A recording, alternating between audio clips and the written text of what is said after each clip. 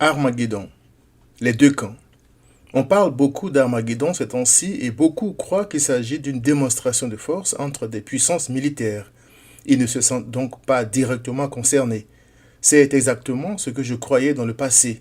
Je sais aujourd'hui qu'Armageddon symbolise le conflit spirituel qui oppose ceux qui adorent l'image de la bête, c'est-à-dire les Juifs, les Arabes et quiconque rejette Christ, et ceux qui croient en Christ. Selon les Écritures, quiconque ne croit pas en Christ adore l'image de la bête, qu'il soit juif ou arabe. Je m'explique. Christ a dit, « Celui qui n'est pas avec moi est contre moi. » Matthieu 12, verset 30. Pour punir tous ceux qui adorent l'image de la bête, Apocalypse 16 révèle que l'Éternel envoie des anges pour déverser les 7 coupes de sa colère sur la terre. De ce texte, j'ai retenu 3 choses concernant les 2 camps qui s'affrontent à Armageddon. Il est écrit, « Le 4e versa sa coupe sur le soleil, et il lui fut donné de brûler les hommes par le feu.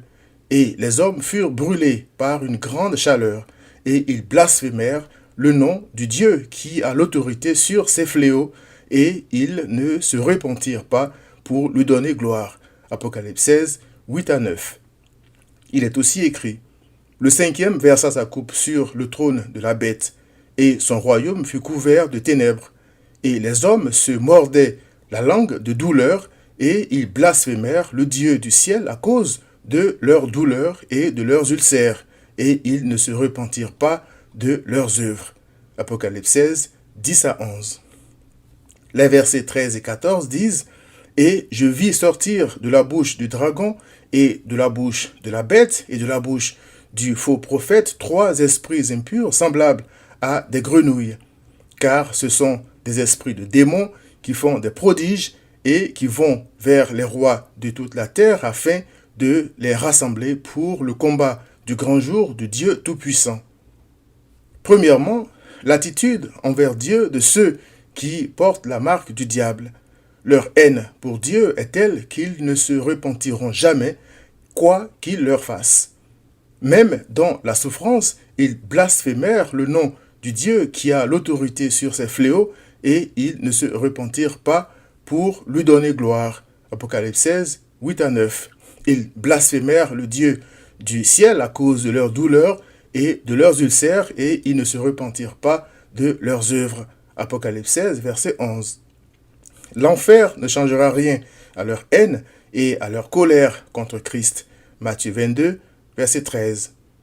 Deuxièmement, les ennemis de Christ préfèrent les mensonges qui sortent de la bouche du dragon et de la bouche de la bête et de la bouche du faux prophète. Apocalypse 16, 13 à 14. Ceux qui courent après les miracles au lieu de s'attacher à la parole de Christ sont dans ce groupe. Satan leur envoie ces faux prophètes pour accomplir des miracles afin que la vérité soit le dernier de leurs soucis. Troisièmement, à ceux que Christ préserve de la marque de la bête et qu'il viendra délivrer définitivement, le Seigneur a dit, « Voici, je viens comme un voleur. Heureux celui qui veille et qui garde ses vêtements afin qu'il ne marche pas nu et qu'on ne voit pas sa honte. » Apocalypse 16, verset 15. Étant donné que toute justice, en dehors de celle que Christ donne, est comme un vêtement souillé, selon Ésaïe 64, verset 6, le seul vêtement, entre guillemets, qui permet de survivre à Armageddon, c'est la justice de Christ. Ceux qui comptent sur leur propre justice, celle qui vient de la loi, sont donc exclus, selon Philippiens 3, verset 9. Voici donc, chers amis, les 2 camps qui s'affrontent à Armageddon. Tous les enfants de Dieu en Christ, y compris les Juifs, les Arabes, etc., et les enfants de Satan. Es-tu avec ou contre Christ? Viens dans le camp de l'amour et de la vérité. Viens à Christ.